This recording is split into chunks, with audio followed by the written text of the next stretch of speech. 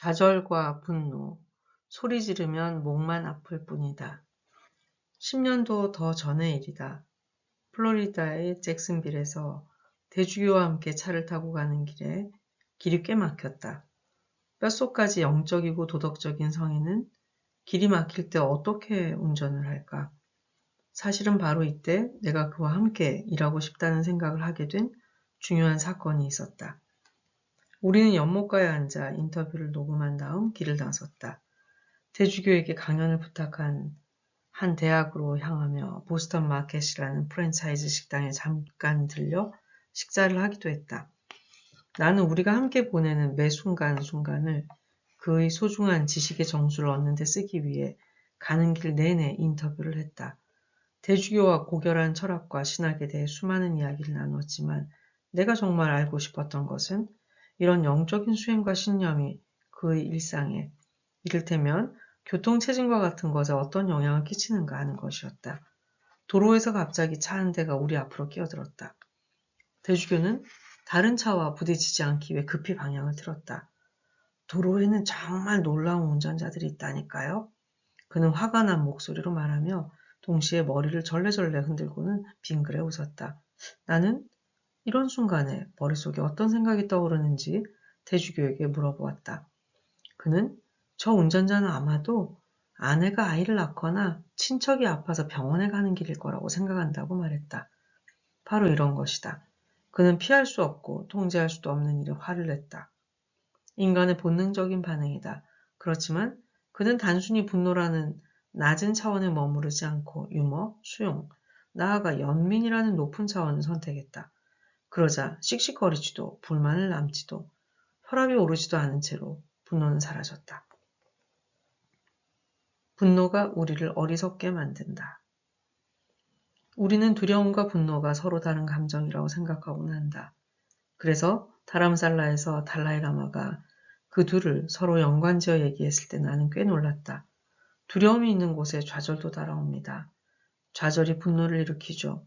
그러니 두려움과 분노는 아주 가까운 감정입니다.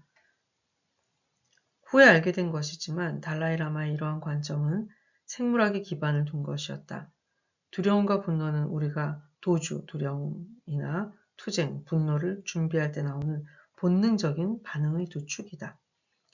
달라이라마의 생일을 기념하기 위해 다람살라에서 한 주를 함께 보내는 동안 티베트 어린이 마을에서 학생들을 만나 대화를 나눈 적이 있다. 고학년 학생 가운데 하나가 그에게 물었다. 성악께서는 화를 참을 때 어떻게 하시나요? 그 질문에 대주교는 깔깔거리기 시작했다. 그저 웃는 정도가 아니라 문자 그대로 뒤로 넘어갈 정도였다. 성자에게까지 분노가 하나의 도전이 된다는 사실이 즐거운 모양이었다. 저는 화날 때 소리를 지르곤 했어요. 달라이라마가 말했다. 관세음 보살마저도 이성을 잃을 때가 있음을 인정하는 셈이었다. 아이들도 웃었다. 이야기를 하나 들려줄게요. 1956년인지 57년인지 제가 20대 초반일 때였는데 제겐 13대 달라이라마가 타던 차가 한 대 있었어요. 그 차는 당시에 라싸에 있던 몇 대 안 되는 자동차 가운데 하나였다. 그 당시 티베트에는 라싸 인근의 도로 외에 차가 다닐 만한 길이 없었기 때문에 차를 분해해서 라싸로 옮긴 후 재조립한 것이었다. 운전기사가 차도 직접 고쳤어요. 차가 고장이 나는 일이 꽤 빈번했거든요. 그래서 어느 날 저는 차 밑에서 수리를 하고 있는 운전기사를 보고 다가갔어요. 그런데 수리를 마치고 차 밑에서 나오던 그가 차의 흙바지에 머리를 부딪히고 말았어요. 그것 때문에 화가 많이 난 모양인지 화를 주체하지 못하고 그는 차에 계속 머리를 계속해서 박았어요. 쾅! 쾅! 달라이라마는 차에 머리를 쿵쿵 박는 신용을 했고 아이들은 즐거워했다. 화란 그런 거예요. 여러분, 그게 무슨 소용이 있나요? 화가 난 이유는 머리를 박았기 때문인데 그 후로도 그는 일부러 머리를 부딪히면서 계속해서 더 큰 고통을 가했어요. 어리석게도 말이죠. 화가 날 때면 생각해 보세요. 뭐가 원인일까? 그리고 이것도 생각해 보세요. 나의 분노, 나의 화난 얼굴, 혹은 내가 소리 지르는 게 어떤 결과를 가져올까? 그러면 화를 내는 게 별 도움이 안 된다는 걸 깨달을 거예요. 신경심리학자 다니엘 시겔은 우리가 정말 화가 나면 뚜껑이 열릴 수도 있다고 했다. 말하자면 비판적 사고를 담당하는 대뇌 피질을 사용할 수 없게 된다는 것이다. 그 결과 감정 조절과 도덕적 판단이 중요한 역할을 하는 전두엽 앞쪽의 피질이 우리의 감정적인 대뇌 변연체 체계를 통제하는 힘을 잃게 된다. 달라이라마의 운전기사는 뚜껑이 열렸던 것이고 그 결과 그는 고통만 더해가는 말하자면 어리석은 행동을 했던 것이다. 이 장면이 우스운 이유는 이런 일을 누구나 흔히 저지르기 때문이다. 우리 모두 그런 적이 있다. 그렇다면 이성의 끈을 놓는 대신 어떻게 해야 할까? 그래서 달라이라마는 두려움과 분노 사이에 미묘하고 근본적인 관계가 있다고 말한 것이다. 분노 아래 두려움이 놓여 있다. 일반적으로 좌절과 분노는 상처를 받았을 때 생긴다. 머리를 박는 운전기사가 그 명백한 예다. 육체적 고통에 더하여 우리는 감정적인 상처도 경험하는데 어쩌면 이것이 더 흔한 일일지도 모르겠다. 존중받고 싶지만 현실은 그렇지 않다. 심지어 비난받거나 무례한 처사를 참아야 할 때도 있다. 달라이라마는 분노 아래에 내게 필요한 것, 원하는 것을 받지 못할 것이란 두려움에 깔려 있다고 말한다. 사랑받지 못하고 존중받지 못하고 무리해서 배제될 것이라는 두려움 말이다. 따라서 분노에서 벗어나는 방법은 먼저 이렇게 묻는 것이다. 내게 분노를 느끼게 만드는 상처는 무엇일까? 내가 가진 두려움은 무엇일까? 심리학자들은 분노를 2차적인 감정이라 부르곤 한다. 왜냐하면 분노는 위협을 받았다는 느낌에 대한 방어 기제이기 때문이다. 그래서 어떻게 위협받는다고 느꼈는지, 그리고 그에 대한 두려움을 인정하고 표현할 때 분노는 가라앉힐 수 있게 된다. 우리는 자신이 상처받기 쉬운 존재이며 그래서 상처받았다는 것을 기꺼이 인정해야 한다. 자신이 쉽게 상처받지 않는 사람이었다면 고통을 절대 겪지 않을 거라고 생각하면서 두려움이나 상처를 부끄럽게 생각하는 사람이 있다. 하지만 대주교도 말했듯이 자신을 부끄럽게 여기는 것은 인간의 자연스러운 본성이 아니다. 자신에게 연민을 가지고 두려움, 상처, 위협을 인정한다면 다른 사람들에게도 연민을 가질 수 있다. 심지어 우리를 화나게 한 사람까지도 말이다. 정당한 분노란 무엇인가? 목표를 세우고 나아가다가 장애물을 만나면 당연히 좌절감을 느낄 겁니다. 대주교가 말했다. 함께 일하는 사람이나 함께 일해야 하는 사람에게 최선을 다했는데 상대방이 생각만큼 협조적이지 않다면 혹은 선의로한 행동으로 오해를 받는다면 좌절과 분노가 생길 겁니다. 특히 좋은 의도로 한 일에 대해 사람들이 의도에 대해 의문을 제기하면 정말 고통스럽죠. 그럼 당신은 이를 갈며 말할 테죠.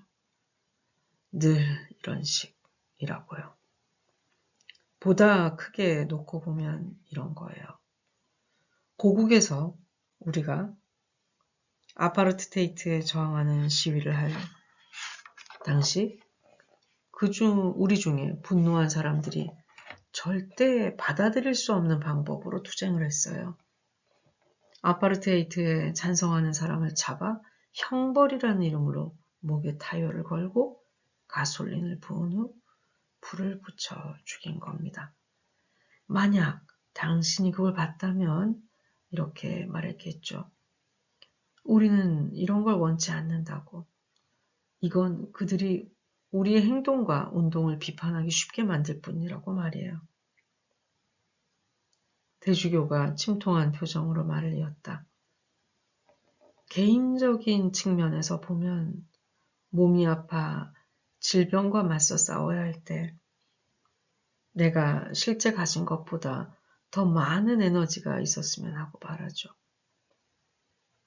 그때 자신의 인간적인 취약성과 나약함을 깨닫게 됩니다. 달라이라마가 대주교를 따뜻한 눈으로 바라보고는 말했다. 제가 예루살렘에 있었을 때 학생들에게 이렇게 말하는 선생님을 만난 적이 있어요. 누군가에게 짜증이 나거나 화가 날 때면 너는 그 사람이 신의 형상을 따라 만들어졌다는 사실을 기억해야 한다. 그 선생님이 가르치는 학생 중에는 팔레스타인 사람도 있었는데 그 아이들은 이스라엘 검문소를 통과할 때마다 불안하고 화가 났지만 선생님 말대로 이스라엘 군인들 역시 신의 형상을 따라 만들어졌다는 걸 생각한다고 했어요. 그러면 평안을 되찾고 기분이 나아진다고 하더군요. 이것이 마음을 다스리는 방법이에요. 그렇더라도 여전히 분노가 필요할 때도 있지 않은가. 분노가 나는 물론 다른 사람들을 상처나 위해로부터 보호해주는 역할을 하기도 한다. 내가 궁금한 것은 이러한 정당한 분노의 역할이다. 아파르테이트에 대항하는 평화로운 시위, 가치까지 깎아내리는 살인이 벌어지는 동안 대주교는 주먹을 치켜들고 목청을 드높이며 정의롭지 못한 악당들에게 불과 유황을 내리기를 기도했다. 오랜 시간 대주교의 언론 담당 비서일한 존 앨런이 쓴 대주교 일대기 평화를 위한 선동기에는 평화를 위해 투쟁하는 대주교에 처한 모순을 명료하게 설명해 놓았다. 그는 고국의 평화, 정의, 그리고 평등을 추구하는 과정에서 정당한 분노의 목소리를 내는 것을 두려워하지 않았다. 대주교는 이렇게 분노를 이용하는 일의 강력함과 한계를 간단 명료하게 설명했다. 정당한 분노는 자기 자신의 안위를 지키기 위한 것이 아닙니다. 이는 다른 사람이 위해를 당하는 것을 보았을 때, 도와주어야 할 사람을 보았을 때 드는 감정이지요. 간단히 말해 정당한 분노는 정의의 구도이고 연민의 무기로서 그저 반사적이고 일어나는 감정 이상의 것이다. 정당한 분노가 위협받는 가족이나 공동체를 보호하기 위한 우리의 투쟁과 도주 욕망에 깊게 뿌리 내리고 있을지 몰라도 그것은 우리가 선택하는 반응이며 단순히 통제 불가능한 반응이 아니다. 그리고 정당한 분노는 자신이 억압받고 고립되었다는 생각에서 나오는 것이 아니라 공동체 일원으로서 책임감 그리고 힘찬 연대감에서 나오는 것이다. 달라이라마가 말을 이어갔다. 오늘날 의학자들은 지속적인 두려움, 지속적인 분노, 지속적인 증오가 우리의 면역 체계를 손상시킨다고 말합니다. 누구나 건강을 돌보기 위해 노력하죠. 그러려면 건강한 몸과 건강한 정신 모두 필요합니다. 평정심을 유지할 수 있는 것이 건강한 정신이죠. 하지만 두려움과 분노가 평정심을 파괴해요. 그러니 분노가 문제를 해결하는데 소용이 없다는 걸 알겠죠? 도움은 안 되고 말썽만 일으킬 뿐입니다. 결국 정신을 단련하고 이성을 이용하면 우리의 감정도 변형시킬 수 있어요. 달라이라마는 이렇게 덧붙였다. 그건 분명한 일이죠. 그는 마치 인간 경험의 근본적인 부분이며 엄청난 부정적인 감정과 엄청난 고통의 원천이라 할 수 있는 두려움과 분노가 합리적 정신의 파도와 함께 쓸려나갈 수 있다는 듯이 말했다. 나는 그가 말하는 것이 삶 전반에 걸친 수행임을 알았다.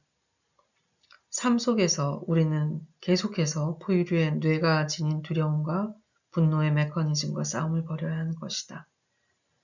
그렇지 않다면 우리는 생각지도 않게 더 자주 이성을 잃게 될지도 모른다. 폴 에크먼이 어느 날 저녁 식사에서 달라이라마가 자신의 분노 문제를 어떻게 치유해 주었는지 들려주었는데 정말 놀라웠다. 그는 불교도가 아니며 달라이라마를 만나는데도 큰 관심이 없었지만 딸이 달라이라마의 팬이라고 했다. 그래서 2년에 한 번 열리는 정신과 삶 컨퍼런스, 아담 앵글이 1983년 현대과학에 관심이 많은 달라이라마와 저명한 과학자들과의 대화를 마련한 것에서 출발하여 발전한 컨퍼런스, 옹기니에 초대를 받은 과학자 중 한 사람이 함께 갈 것을 제안하자 참석하겠다고 했다. 에크만은 어린 시절 소심하고 조용했지만 아버지의 폭력성과 어머니의 자살 때문에 분노 중독에 빠져 있었다. 그는 일주일에도 여러 번씩 분노에 휩싸여 후회스러운 일을 저지르곤 했다. 그런데 그가 달라이라마를 만났을 때 이상한 일이 벌어졌다고 했다. 달라이라마가 에크맨의 손을 잡고 애정어린 눈길로 눈을 바라보는 순간 그는 갑자기 모든 분노가 몸에서 빠져나가는 기분이 들었다고 예상했다. 그는 이후 6개월간 분노에 빠져 후회스러운 일을 일으킨 적이 한 번도 없었고 후에도 그런 일의 빈도가 훨씬 줄어들었다. 에크만에게 어떤 일이 일어난 것인지 알 수 없지만 아마도 그의 안에 머무르던 상처와 그로 인한 분노를 달라이라마의 깊은 연민이 치료해 주었을 것이다. 달라이라마는 사람들이 부정적인 감정의 험한 산맥을 피하고 연민과 만족이라는 만족의 땅에 가는 훨씬 쉬운 길을 찾을 수 있도록 에크만에게 감정적 풍경의 지도를 그려달라고 부탁했다.